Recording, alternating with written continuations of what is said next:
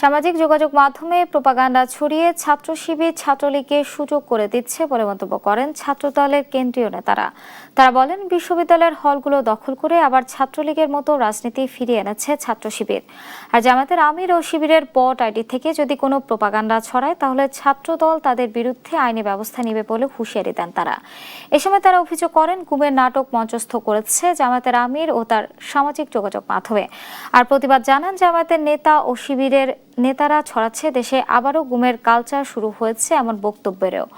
তারা আরো বলেন, মওদুদের ইতিহাস থেকে শুরু করে জামায়াতের পুরো ইতিহাস ভণ্ডামির। ছাত্র শিবির কর্তৃক গুম অপহরণের নাটক সাজিয়ে প্রকৃত ভিকটিমদের অবমাননা ও অনলাইনে অপপ্রচারের প্রতিবাদে মিছিল শেষে জাতীয় জাদুঘরের সামনে এসব কথা বলেন তারা। সেই মওদুদের ইতিহাস থেকে আপনারা শুরু করবেন।